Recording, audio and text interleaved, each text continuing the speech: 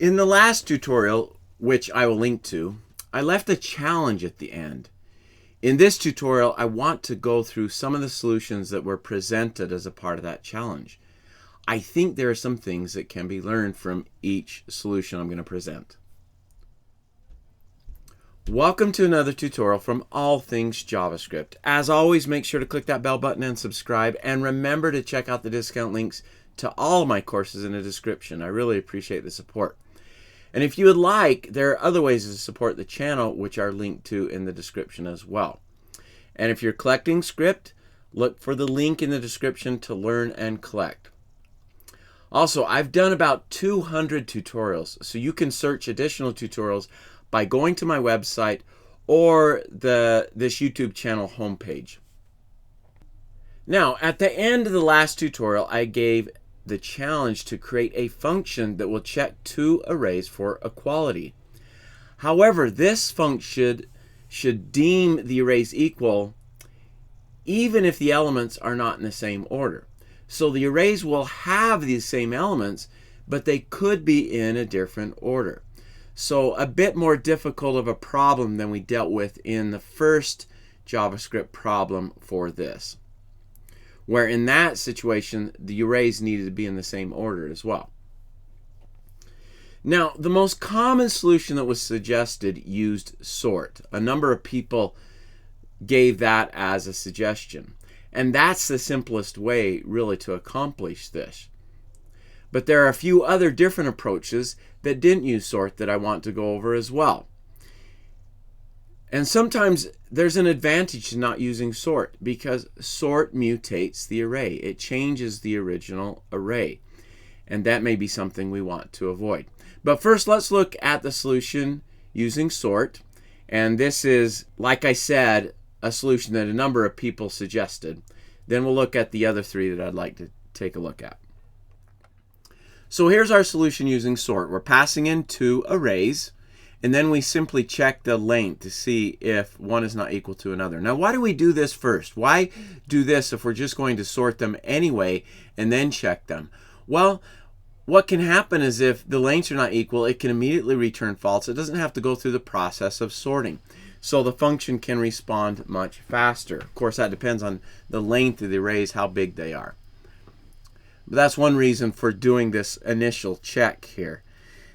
Now, if they're of equal lengths, then it will come down to this next part where we sort each array. We can see that we've sorted each one. Then we convert each one to a string and then simply check to see if they're not equal to each other. If they're not equal to each other, return false.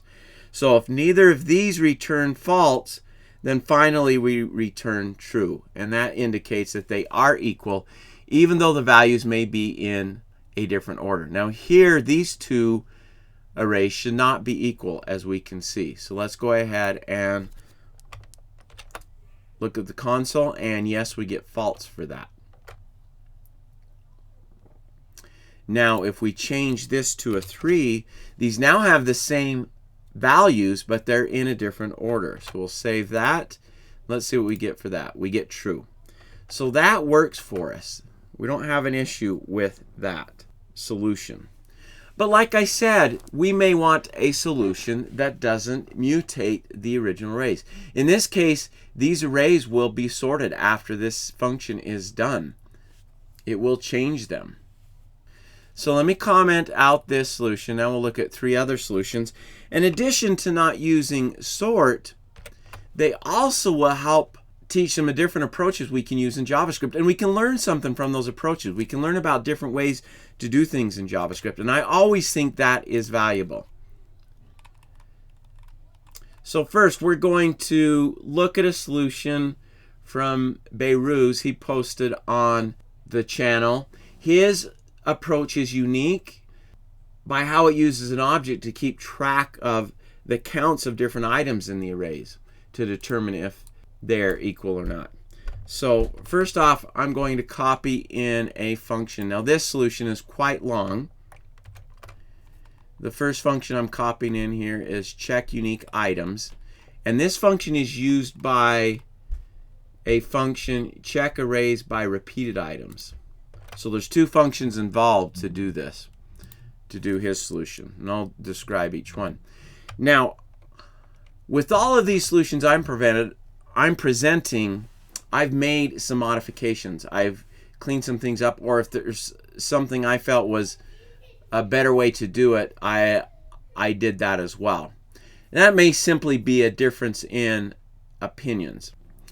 All right, so first let's talk about the check array by repeated items function. So this is the function that receives the two arrays to check them. And first thing it does is it checks a length, so we can immediately return false if the lengths are not equal to. And then we do an every. And we talked about every in the last tutorial.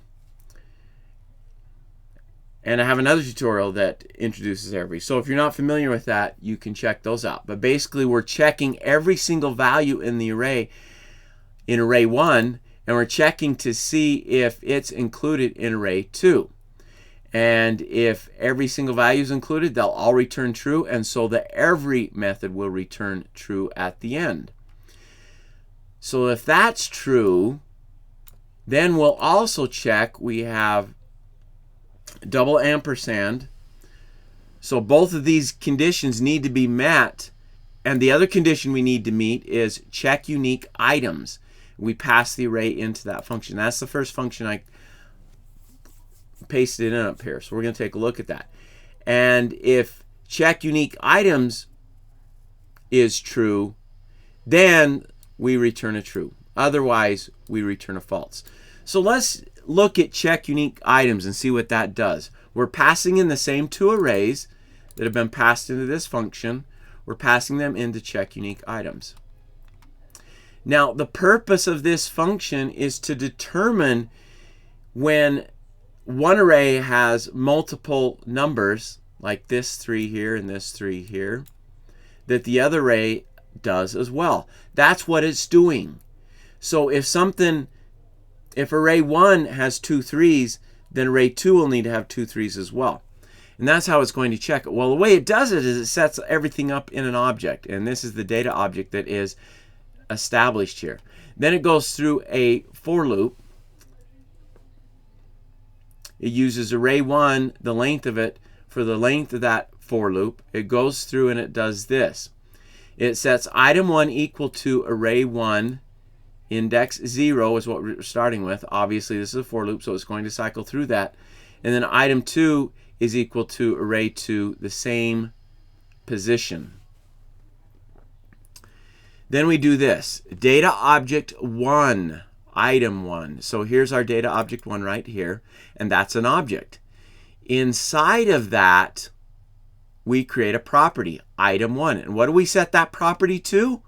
We set it to, here we have a ternary operator. So we set it to, first we check to see if data object 1, item 1, if that property exists. If it does exist, we return that property plus 1.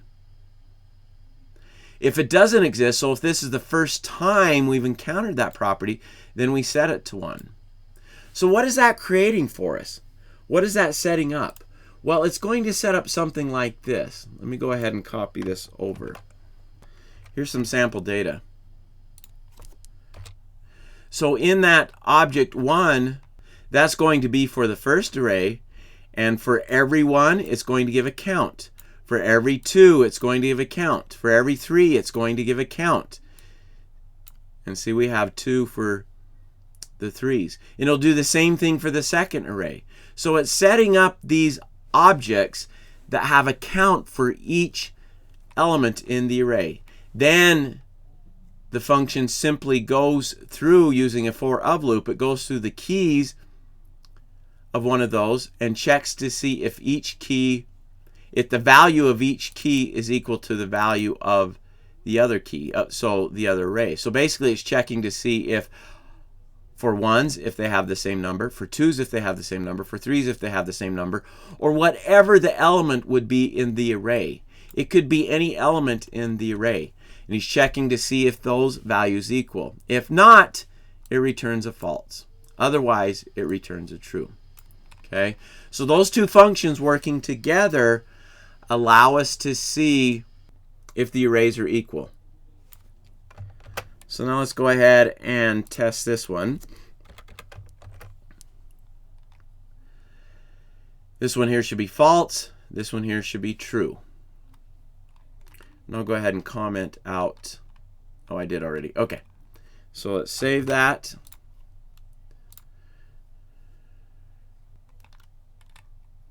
Oh, I'm getting an error in my for of loop because I have strict mode on up here.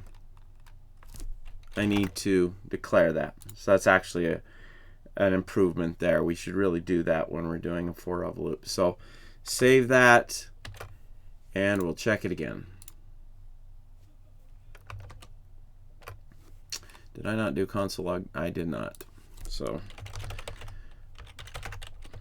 let's console log the results here.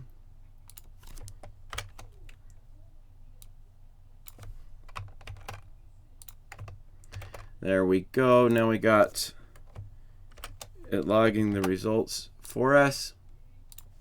And there we get false and true. So that's working. Now that was a long solution, but I like the use of the object, and that's why I wanted to present it. I liked how the object was used to keep track of the number of elements in each array, and the way square brackets were used to do that. I think that's an important thing to learn, that you can do that type of thing in JavaScript, and so that was kind of a unique approach in that way. And then of course using the keys to go through and check each of the arrays. That's another kind of unique approach as well. All right, let me go ahead and comment out this one.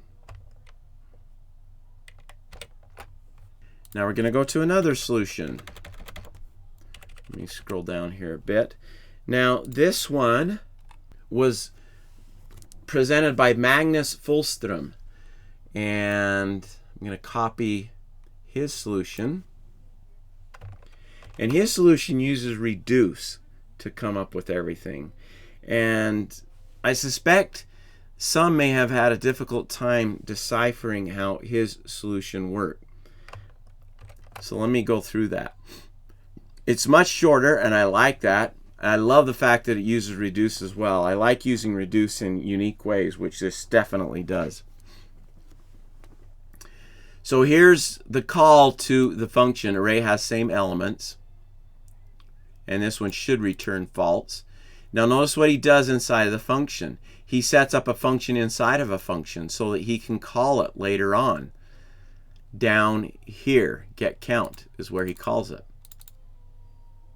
So something else that obviously we can do in JavaScript, set a function inside of a function. So let's go through this get count first and see what it does. It receives an array and a value. And basically what it's going to do is find out how many times that value is in the array. That's what it's doing, and it's using reduce to do that. And so it takes the array dot reduce. And by the way, if you're not familiar with reduce, I will link to a tutorial on reduce. And with reduce, we have to pass in an accumulator value, and then we pass in the item from the array. Now the accumulator value is set to initial value right here. That's set to 0. Okay. Now one thing I did with Magnus's solution is he had all arrow functions, and sometimes I think that can get a bit confusing for people. So I used regular functions, just used arrow functions inside of reduce up here and down here. So back to get count. So basically we're checking to see if the current value is equal to the value passed in. So the current value, it's iterating through the array that's passed to it, checking to see if the current value is equal to the value. If it is, we return a 1. If not, we return a 0, and then we add count to it. So basically it's getting a total number of that value. How many times does it exist in the array? Okay, that's what that get count is doing. So now let's jump down here. Here we return if the lengths are not equal. We will immediately return because we have the double ampersand here. So it has to, in order to return a true value, it's going to have to be equal to this and to the results of this reduce method. Okay. Now what we're doing in this reduce method is we're simply reducing the results down to either a true or a false. That's the final value we get from reduce, which I think that was a really novel approach. I like that. And so checks, that's the accumulator value. It's initially set to true. So we start out with true. This element here contains each element in the array as we cycle through it. Reduce is cycling through every element in the array, and we're using array 1. And what are we doing? Well, we're checking checks. So if that's true, and if get count for array 1 and that value is equal get count from array 2 and that value. So if both those things are met, then we return true. And then it goes to the next element in the array. So it's checking both arrays and seeing if they have the same number of counts for that value. And it's using this get count function to return that count. And so the end result is a true or a false. That's basically what we get from the end result of this reduce method. And then if this is also true here, then we'll return a true from the function. Now, like I said, this is a complex one. So if there's questions about it, ask it in the comments. All right, let's go ahead and see how this works. This one should return a false based upon the arrays we're passing in. I didn't get this whole thing commented out, and so it's messing up my code. We'll just comment it out that way, then we'll for sure to get it commented out. Whoa. And that made that uncomment. There we go. All right, try this again. And there we get false. Now let's go ahead and make these the same. I'll change this to a 3. Same but in different positions. And that returns a true. All right, one more solution we're going to look at. This is a long one, but I think all of these are helpful to learn. So that past one, I loved how it used the reduce method. Well, this one's going to even do something different. And this was presented by Hatef Zamadakt Tirani. Hopefully I didn't slaughter that name. So let me comment out. And then below that, I'm going to paste our next solution. So this has a function, check arrays. We're passing in, or we're receiving the two arrays. Here they're passed in down here. Here's where it's called. We check the length again so we can immediately return false if the lengths are wrong. And then notice what he does here. He creates a clone of one of the arrays and puts it in TMP.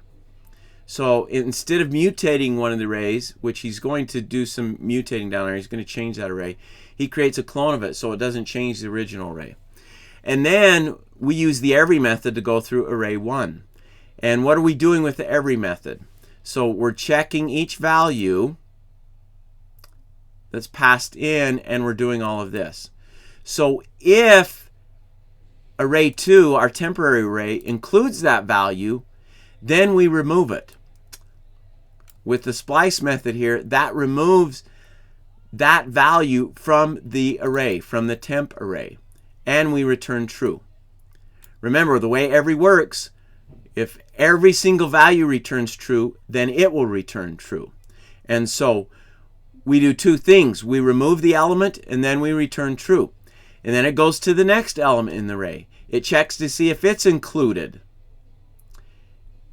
If it is, we remove it from the temporary array and return true. And we keep doing that.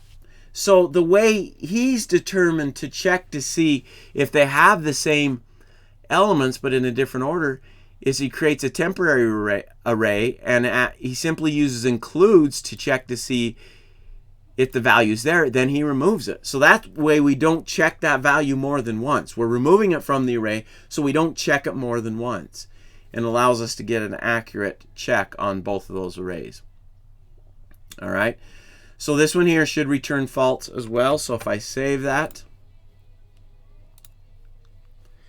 and then if we make a simple modification to this one here, make that a 3, that should return true also. And it does. So 4 approaches. The simplest one using this sort, that's the simplest one to accomplish. But it does mutate the arrays, and so you may not want to do that. Plus, these other solutions teach us some things about JavaScript. We can learn some things from it. And so that's why I wanted to present those. All right, please hit that like button and subscribe. And remember the discount links to all my courses in the description section. Click that bell button to be notified about new releases. I try to release a new tutorial each week. And once again, thanks for watching.